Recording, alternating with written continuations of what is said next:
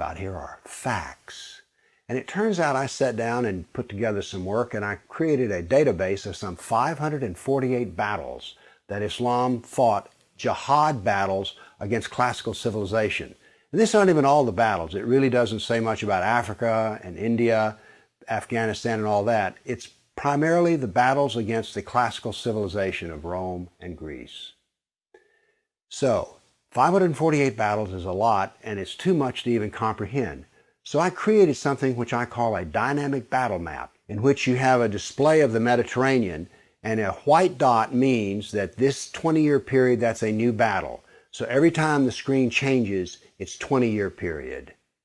The colors white turn to red, and so you can see a history. This may seem a little confusing, but I think when you see it, you'll know exactly what I mean.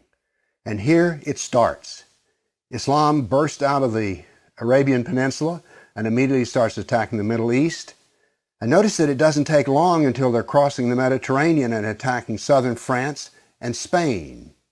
Notice something here. Most people think of Islam, they think of Arabs, they think of desert. And yet here we see that Islam is projecting power throughout the Mediterranean. Notice how the little islands of the Mediterranean are getting hammered. The navy of Islam would attack coastal towns, kill, rob, rape, and then take slaves. So this whole battle map, as it unfolds, you're seeing slaves being taken. Over 1 million slaves were taken out of Europe into the Islamic world. That's something you don't think about much, but it's absolutely true. There were over 200 battles fought in Spain alone. And we also see, however, on the east coast in Turkey, that Islam is trying to break into Europe.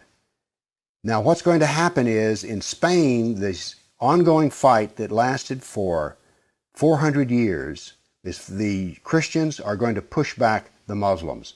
But now then, what has happened over in the east is that Constantinople has fallen, and now then Eastern Europe is getting hammered. The jihad now comes to Eastern Europe.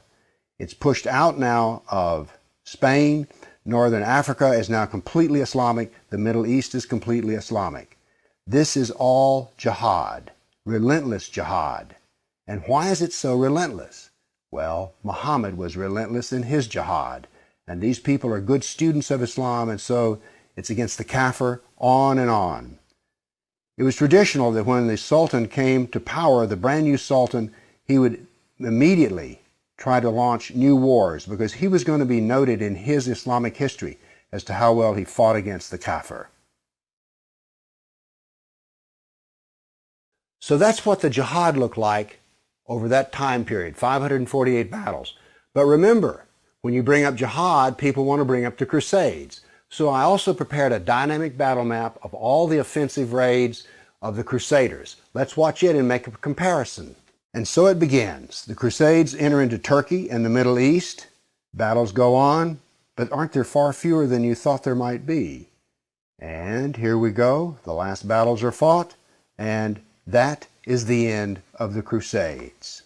So now then we can talk about some facts.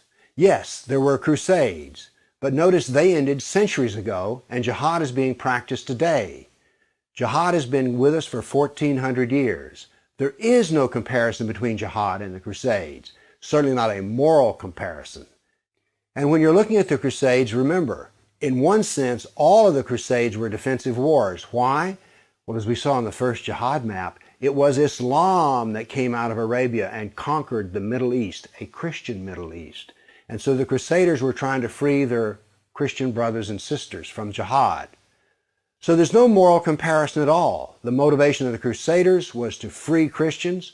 The purpose of jihad is to enslave the kafir. So the next time you hear somebody talk about, oh, those dreadful Crusades, you've seen some facts about the matter. Why don't you pipe up and tell them you know, you don't really know the matter.